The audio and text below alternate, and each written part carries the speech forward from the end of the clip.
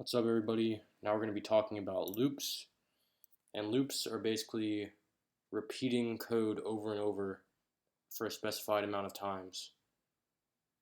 So first thing I want to do here is make a list. We'll name it list. Let's just call it x equals 1, 2, 3, 4, 5. And then we're going to say for item in x. So basically this is called a for loop, and this loop is going to go through each item in x,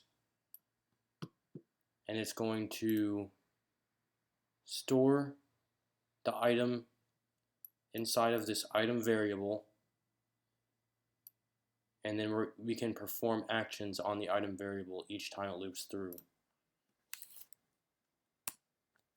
So let's print the item.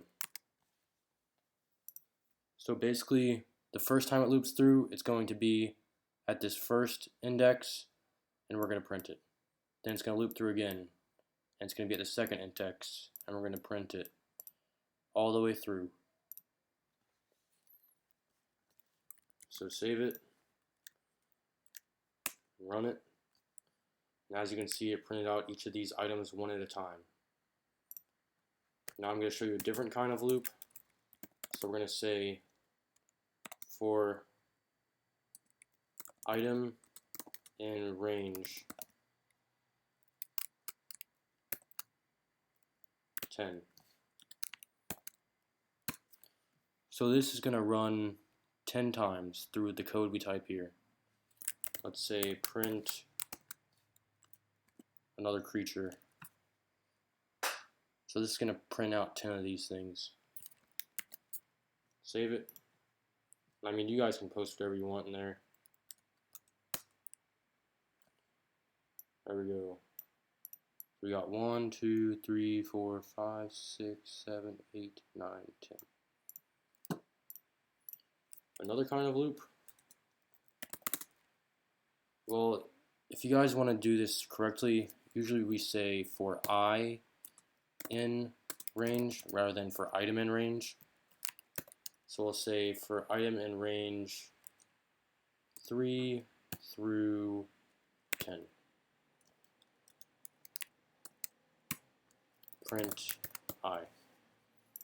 So this is basically just going to print out the numbers 3 through 10 because it's going for each item in this range. So let's save it. Let's run it. Actually, it only goes up through 9. This last number here, it only does 1, goes up to 1 less than that.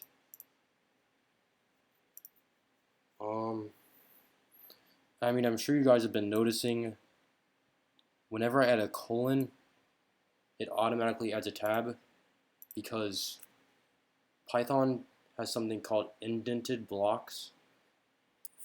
So if the code was like this, it wouldn't run. It has to be indented because this is an operation and this is the code that takes place inside of that operation. In other coding languages, we have things like this, angle brackets, and it gets kind of sloppy. I really like this bracket notation or this tab notation that Python uses. And one more kind of loop is called a while loop. So we'll say while x is less than 10, and up here we're going to set x equal to 0. We'll say print x and x equals x plus 1. So this is going to run through while x is less than 10. It's going to print x, so it's going to print 0, and then it's going to add 1 to x. So it's going to x is going to be 1, 2, 3, 4, 5, 6, 7, 8, and then 9. So let's run it.